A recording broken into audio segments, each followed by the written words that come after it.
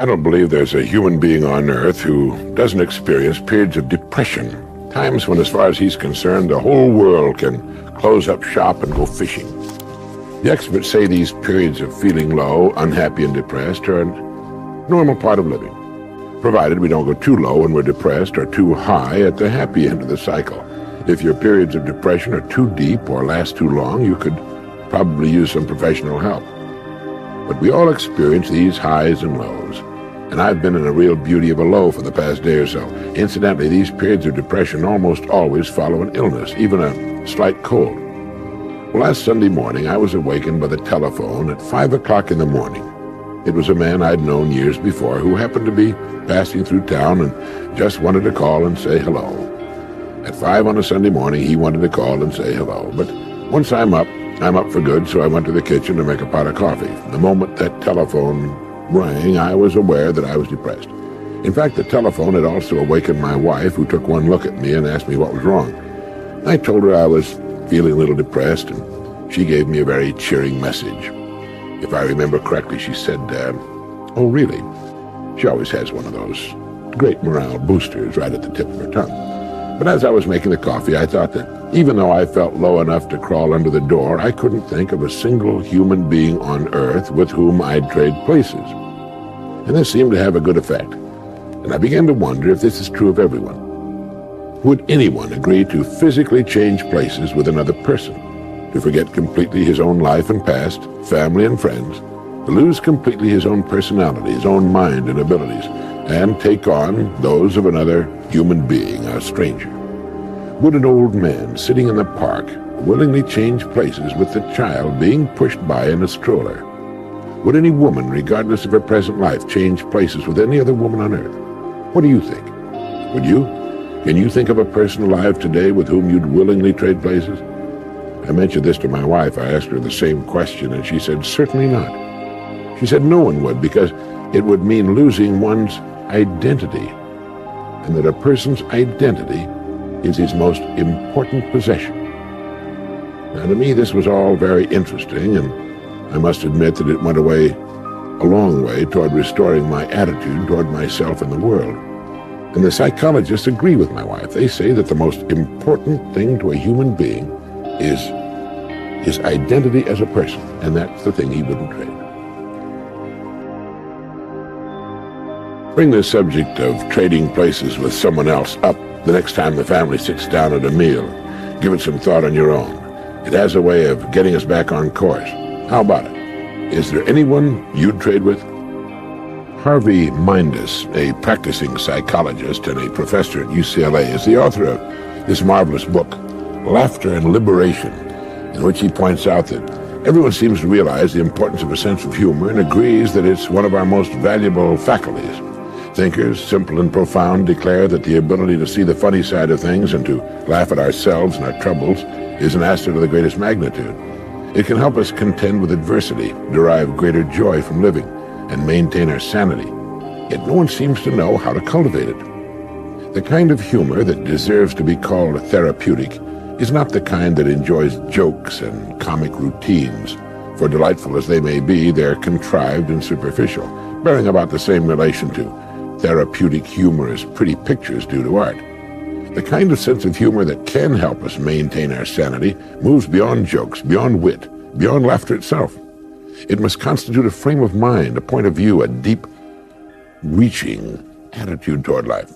A cluster of qualities characterizes this peculiar frame of mind: flexibility, in this case a person's willingness to examine every side of every issue and every side of every side; spontaneity, his ability to leap from one mood or mode of thought to another; unconventionality, his freedom from the values of his time, his place, and his profession; shrewdness, his refusal to believe that anyone, least of all himself, is what he seems to be; playfulness, his grasp of life as a game, a tragicomic game that nobody wins but that does not have to be one to be enjoyed; and humility, that elusive quality exemplified by the rabbi in this traditional story. A wise old rabbi lay dying, so his disciples lined up next to his deathbed to catch his final words. They arranged themselves in order from the most brilliant pupil to the most obtuse. The brilliant one bent over the prostrate form and whispered, "Rabbi, what are your final words?" "My final words," murmured the ancient rabbi, "are, life is a river." Well, the disciple passed it on to the person next to him, and the phrase traveled like wildfire down the line. When it reached the oaf at the end, however, he scratched his head in perplexity. "What does the rabbi mean, life is a river?" he asked. Well, that question, of course, traveled back up the line. What does the rabbi mean, life is a river? When the star pupil heard it, he leaned over again. "Rabbi," he implored, for the old man was breathing his last, "what do you mean, life is a river?" And the rabbi, shrugging, croaked, "So it's not a river." A man who can shrug off the insufficiency of his ultimate wisdom, the meaninglessness of his profoundest thoughts, is a man in touch with the very soul of humor, and each of the 6 qualities contributing to it.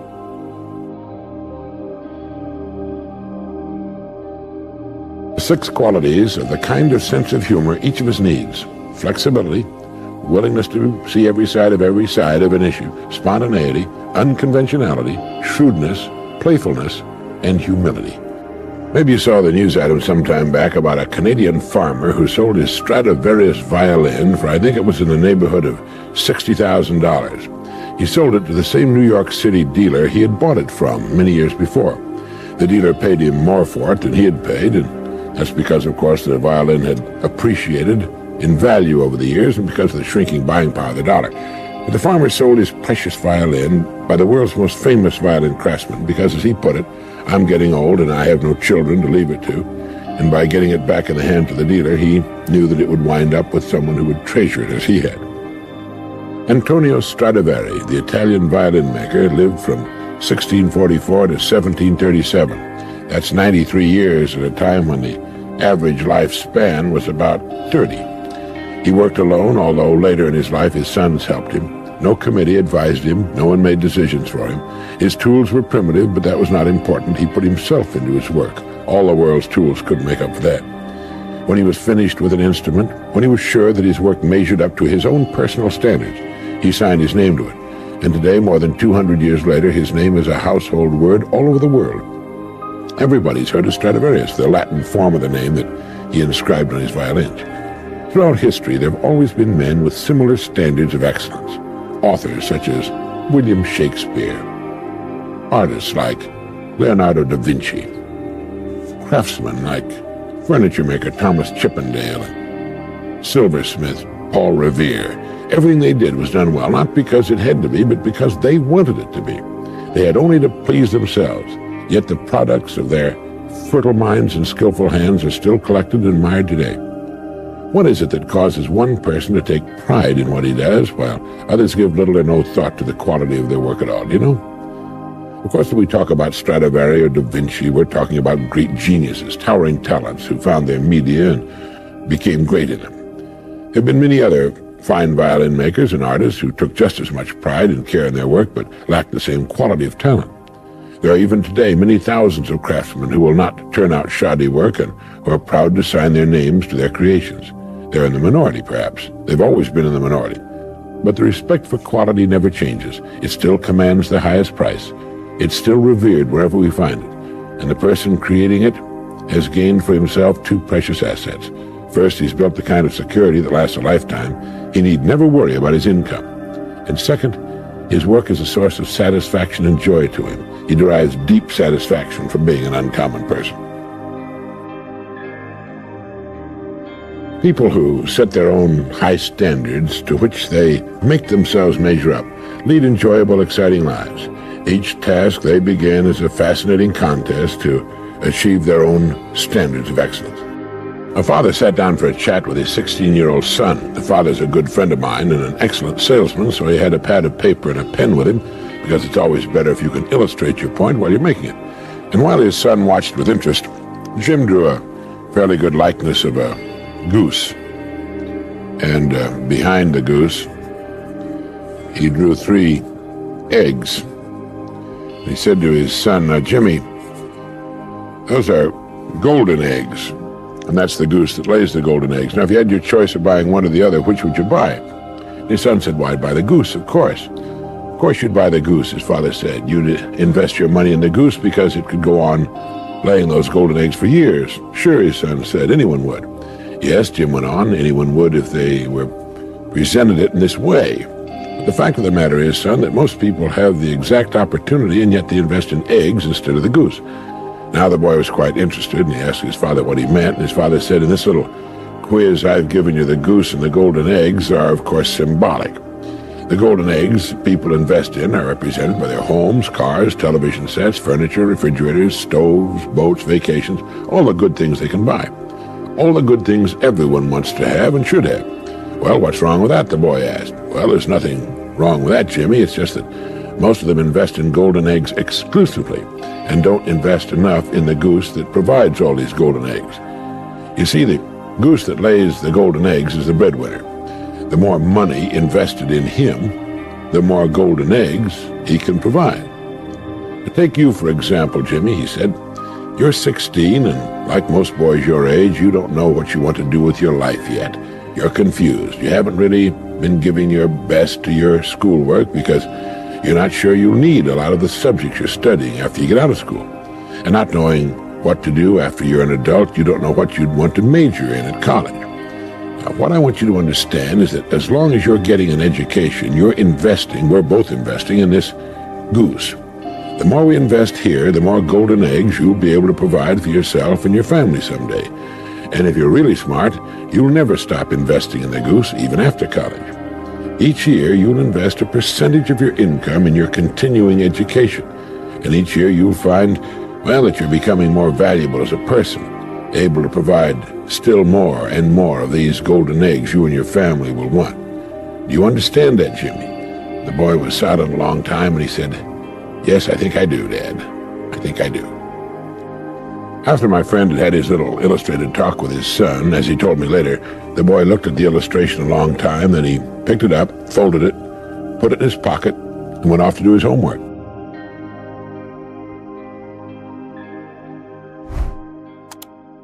How to become hated. How you can stir up resentments and ill will that will simmer and hang on for years. All you have to do is criticize. No matter what a person has done or how he lives his life, he doesn't want nor does he feel he needs criticism. This is why a criminal can fly into a rage against witnesses, prosecuting attorneys, and judges. Although he may have committed the most serious crime and knows full well that he's committed it, he deeply resents those who by their actions are critical of him. The unfaithful husband or wife will, as often as not, fly into wounded self-pitying rage when confronted with evidence of his or her infidelity. Now, I'm not saying that people should not be criticized for criminal or moral misconduct, but I am saying that criticism makes a person try to justify himself. It wounds his precious pride, hurts his sense of importance, and thoroughly abuses and arouses his resentment against the person or persons doing the criticizing. When we criticize another person, we set ourselves above him. We become the figure of authority and place the other person in an inferior position. He automatically, he doesn't like us. We put the other person on the defensive, and even if he doesn't say anything and accepts the criticism meekly, it rankles. When the husband at the bridge table says to his wife, "Well, my dear, you bid that hand like a certified moron," she might not say anything. She might not say anything at the moment, that is, but she'll secretly pray for a miracle that would deliver a sawed-off shotgun into her hands. The other players squirm in embarrassment, and what does it accomplish? As Junius wrote, it behooves the minor critic who hunts for blemishes to be a little distrustful of his own sagacity. The best rule to use when criticism springs to your mind is to wait. Wait a while, and try to look for the reasons behind the act you would criticize. It's also a good time to ask oneself, who am I to be criticizing others? Am I really all that great and pure and all-knowing and perfect? By all means, wait until the heat of anger is dissipated. This is one of the world's most difficult things to do, and it takes a very mature person to master the wisdom and self-control to withhold criticism. But it's the way to greatness, and one of the best-known ways to earn the respect and or love of others. People know when they've done something wrong or foolish, and they usually know that you know it too. And when you refrain from being critical, they're grateful. They respect you. Often as not, they'll be much tougher on themselves and make a concerted effort to avoid making the same mistake again. It's been said that the legitimate aim of criticism is to direct attention to the excellent. The bad will dig its own grave, and the imperfect may safely be left to that final neglect from which no amount of present undeserved popularity can rescue it. It's a good line to remember. As old Epictetus put it, Do not give sentence in another's tribunal until you have been yourself judged in the tribunal of justice. The key to overcoming the urge to criticize others is to wait. Wait a minute, or an hour, or a day, or forever.